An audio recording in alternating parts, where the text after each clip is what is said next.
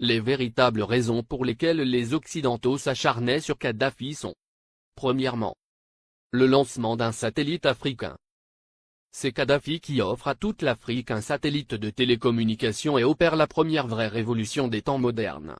Ce satellite assure la couverture universelle du continent pour la téléphonie, la télévision, la radiodiffusion et de multiples autres applications telles que la télémédecine et l'enseignement à distance.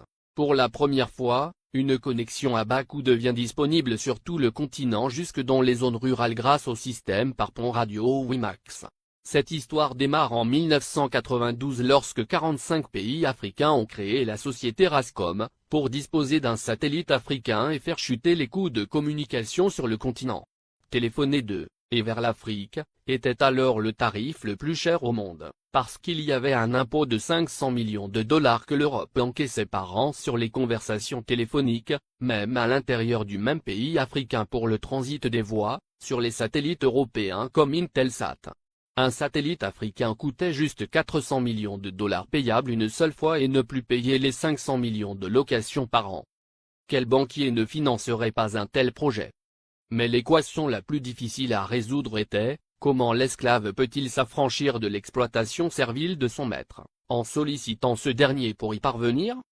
Ainsi, la Banque mondiale, le FMI, les États-Unis et l'Union européenne, ont fait miroiter inutilement ces pays pendant 14 ans. C'est en 2006 que Kadhafi met fin au supplice de la mendicité aux prétendus bienfaiteurs occidentaux, pratiquant des prêts à taux usuraires. Le guide libyen a ainsi mis sur la table 300 millions de dollars, la Banque africaine de développement a mis 50 millions, la Banque ouest-africaine de développement 27 millions, et c'est ainsi que l'Afrique a depuis le 26 décembre 2007 le tout premier satellite de communication de son histoire. Dans la foulée, la Chine et la Russie s'y sont mises, cette fois en cédant leur technologie et ont permis le lancement de nouveaux satellites, sud-africains, nigérians, angolais, algériens et même un deuxième satellite africain est lancé en juillet 2010. Et on attend pour 2020, le tout premier satellite technologiquement 100% africain est construit sur le sol africain, notamment en Algérie. Ce satellite est prévu pour concurrencer les meilleurs du monde mais à un coût 10 fois inférieur. Un vrai défi. Voilà comment un simple geste symbolique de 300 petits millions peut changer la vie de tout un continent. La Libye de Kadhafi a fait perdre à l'Occident pas seulement 500 millions de dollars par an, mais les milliards de dettes et d'intérêts que cette même dette permettait de générer à l'infini et de façon exponentielle, contribuant ainsi à entretenir le système occulte pour dépouiller l'Afrique. Deuxièmement, l'institution d'un fonds monétaire africain entre autres. Les 32 milliards de dollars saisis par M. Obama appartiennent à la Banque centrale libyenne, et prévus pour la contribution libyenne à la finalisation de la Fédération africaine, à travers 3 projets phares. 1. La Banque africaine d'investissement à Sirte en Libye. 2. La création en 2011 du Fonds monétaire africain avec un capital de 42 milliards de dollars, avec Yaoundé pour siège. 3. La Banque centrale africaine avec le siège à Abuja au Nigeria. La première émission de la monnaie africaine signera la fin du franc CFA, grâce auquel Paris a les mains mises sur certains pays africains depuis 50 ans. On comprend dès lors et encore une fois la rage de Paris contre Kadhafi. Le Fonds monétaire africain doit remplacer en tout et pour tout, les activités sur le sol africain du Fonds monétaire international, FMI, qui avec seulement 25 milliards de dollars de capital a pu mettre à genoux tout un continent avec des privatisations discutables, comme obliger les pays africains à passer d'un monopole public vers un monopole privé. Ce sont les mêmes pays occidentaux qui ont frappé à la porte pour être aussi membres du Fonds monétaire africain, et c'est à l'unanimité que du 16 au 17 décembre 2010 à Yaoundé, que les Africains ont refusé cette convoitise, instituant que seuls les pays africains seront membres du Fonds monétaire africain. Il est donc évident qu'après la Libye, la coalition occidentale déclarera sa prochaine guerre à l'Algérie, car en plus de ressources énergétiques énormes, ce pays dispose d'une réserve monétaire de 150 milliards d'euros. Ce qui devient la convoitise de tous les pays qui bombardent la Libye et qui ont tous quelque chose en commun, ils sont tous financièrement quasiment en faillite. Les États-Unis à eux seuls ont 14 000 milliards de dollars de dette, la France, la Grande-Bretagne et l'Italie ont chacun environ 2 000 milliards d'euros de dette publique. alors que les 46 pays d'Afrique noire ont au total, moins de 400 milliards de dollars de dette publique. Créer des fausses guerres en Afrique dans l'espoir de trouver de l'oxygène pour continuer leur apnée économique, qui ne fait que s'empirer, ne fera qu'enfoncer les Occidentaux dans leur déclin qui a débuté en 1884 lors de la conférence de Berlin. Car comme l'avait prédit l'économiste américain, Adam Smith en 1865, dans son soutien à Abraham Lincoln pour l'abolition de l'esclavage, l'économie de tout pays qui pratique l'esclavage des Noirs, est en train d'amorcer une descente vers l'enfer qui sera rude le jour où les autres nations vont se réveiller. Pour empêcher Mouammar Kadhafi de concrétiser le rêve de millions d'Africains dès 2014, il fallait donc l'éliminer avant, ou perdre le contrôle total de l'Afrique.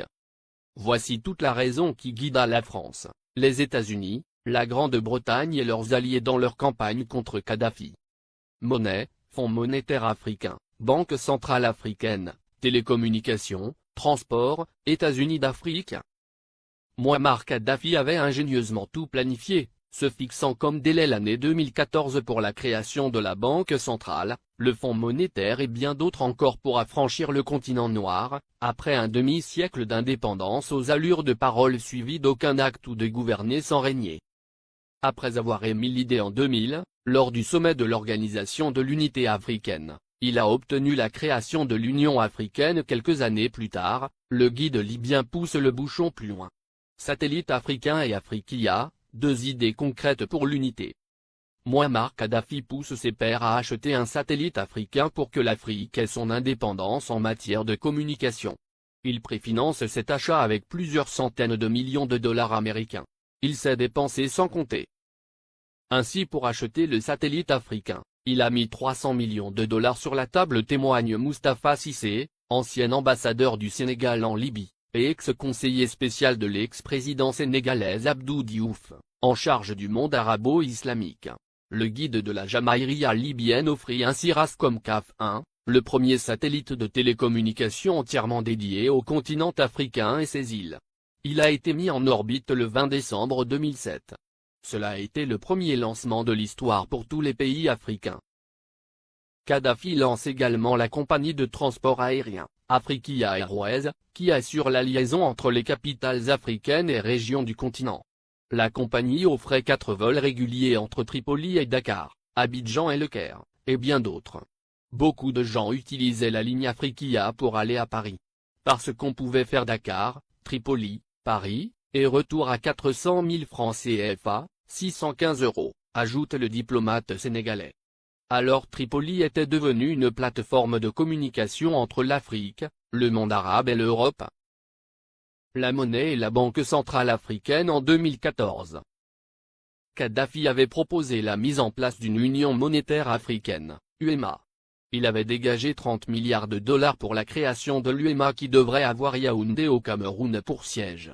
Il avait également prévu la création d'une Banque centrale africaine, BCA, qui devrait installer son quartier général à Abuja, la capitale fédérale du Nigeria.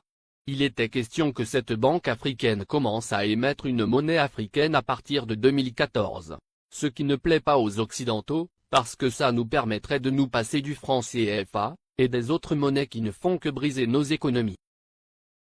Kadhafi avait une politique africaine très dynamique. Du Sénégal au Tchad, en passant par la Guinée, la Côte d'Ivoire, le Ghana, le Libéria, le Bénin, le Togo, le Nigeria, le Niger, le Mali, etc. Le guide libyen a investi des milliards de dollars dans les secteurs agricoles, hydrocarbures, hôtellerie et tourisme, et dans l'équipement. Au Mali, le plus petit investissement libyen est chiffré à 50 milliards francs CFA dans l'industrie hôtelière.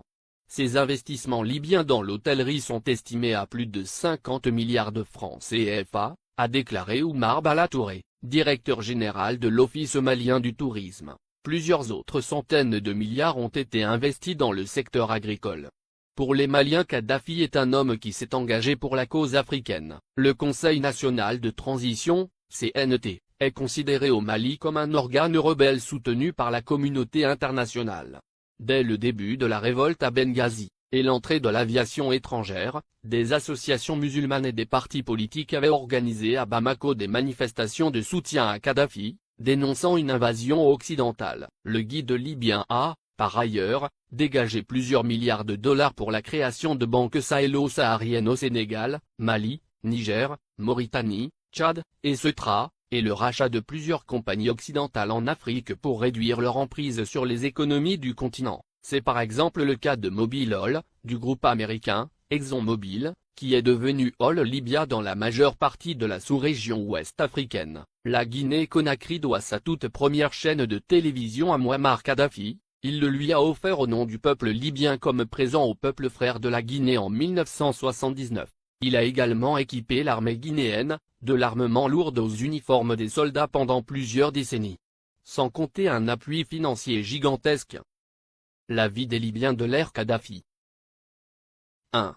La Libye était le dernier pays sur la liste des pays endettés, la dette était à 3,3% du PIB, en France, elle était à 85%, aux USA à 88,9%, au Japon à 225,8%.